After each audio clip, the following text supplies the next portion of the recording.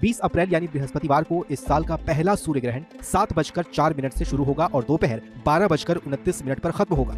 इस सूर्य ग्रहण की अवधि 5 घंटे 24 मिनट की होगी। ये ग्रहण भारत में दिखाई नहीं देगा, इसलिए इस ग्रहण का सूतक काल नहीं माना जाएगा। एक ही दिन में दिखेंगे 3 तरह के सूर्य ग्रहण। इस बार का सूर्य ग्रहण बेहद खास रहने वाला है। ये कि परमेश्वर मसीह लोगों के साथ है यीशु मसीह के नाम में। बोलो हालेलुया।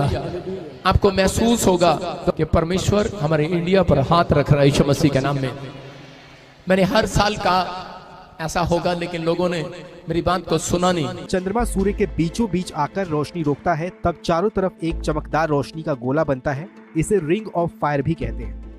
कई स्थानों पर इंडिया में भी और जगह भी सूखा पड़ जाएगा, लेकिन प्रभु मैं फिर कह रहा हूँ कि जहाँ स्थान पर मसीह लोग प्रेयर करेंगे वो बदल जाएगा यीशु मसीह के नाम में। पूर्ण सूर्य ग्रहण यानी टोटल सोलर इक्लिप्स।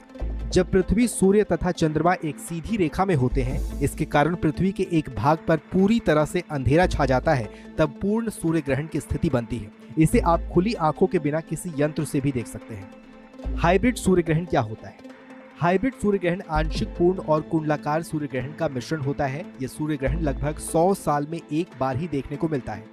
इस सूर्य ग्रहण के समय चंद्रमा की धरती से दूरी ना तो ज्यादा होती है और ना कम होती है। इस दुर्लभ ग्रहण के दौरान सूर्य कुछ सेकंड के लिए एक रिंग जैसी आकृति बनाता है, जिसे रिंग ऑफ फायर कहा जाता है। कहाँ दिखेगा ये सूर्य ग्रहण? ये सूर्य ग्रहण भारत में नहीं दिखेगा। ये ग्रहण कंबोडिया, चीन, America, Malaysia, Fiji, Japan, Solomon, बरूनी, Singapore, Thailand, Antarctica, Australia, New Zealand. लेकिन कुछ ऐसा समय आएगा, करेंसी चेंज हो जाएगी, लेकिन परमेश्वर आपके ऊपर दया करेगा यीशु मसीह के नाम में।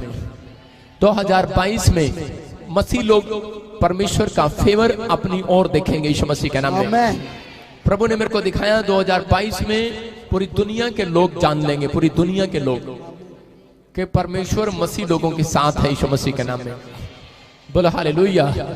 आपको महसूस होगा 2022 में अबलबा शबलबा बलबा शबलबा बलबा शबलबा कुछ देश के देश तबाह हो जाएंगे, छोटी छोटी कंट्रियां तबाह हो जाएंगी।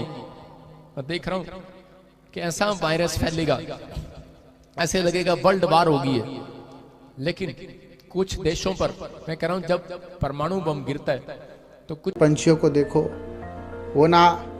वो कोई सरहद नहीं देखते, वो कहीं भी जा सकते हैं। पानी की कोई सीमा नहीं, बादल को कोई नाप नहीं सकता। और उसी प्रकार सूर्य को और चंद्रमा को और पृथ्वी को कोई अपने हिसाब से चला नहीं सकता। मेरे भाई बहनों, इस चीज़ को क्यों?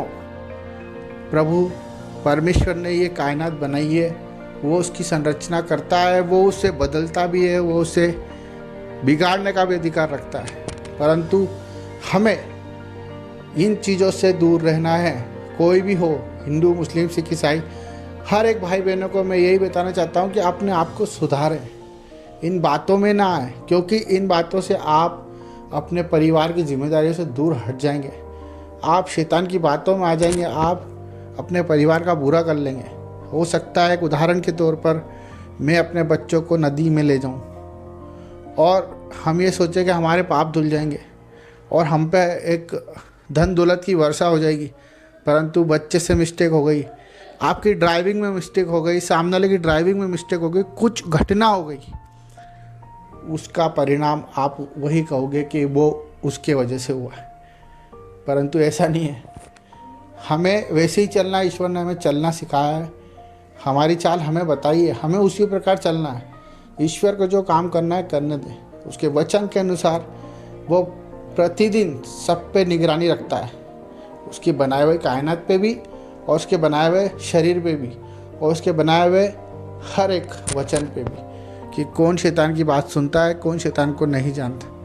हम क्यों भटके हुए हैं? यही हम में कमी है कि आज हम सबसे पीछे हो जाते हैं, हम किसी का कहना सुनते हैं। हम क्यों ना पढ़ें, क्यों ना जानें, क्यों ना रिसर्च करें कि ये सब चीज़ें क्या है, विज्ञान क्या कह रहा है। आप विज्ञान के ऊपर ध्यान दें। विज्ञान पढ़ा लिखा है, विज्ञान के द्वारा प्लेन उड़ रहे हैं, विज्ञान के द्वारा आज हम मोबाइल चला रहे हैं, विज्ञान के द्वारा आज हम इलाज करा सकते हैं, हमारा हार्ट ट्रांसफर कराते हैं, हम अपने ब्रेन का ऑपरेशन कराते हैं विज्ञान के द्वारा, क्योंकि विज्ञान ईश्वर ने बनाया। परंतु विज्ञान पढ़ने वालों को ये समझ ईश्वर देता है। तो हम उस समझ से चले कि अगर हम प्लेन में बैठे तो उसकी व्याख्या पहले जान ले। उसी प्रकार से हमें समझना मेरे भाई बहनों कि ग्रहण व्रहण कुछ नहीं होता, ईश्वर सब कुछ है, वो हमारे पे नज़र रखा हुआ है। हमें भी अपने ऊपर नज़र रखनी है और हमें अपने आप को बदलना है। ये ईश्वर की शिक्षा है। प्रभु यीशु मसीह की जय हो और आप सब सुरक्षित रहो।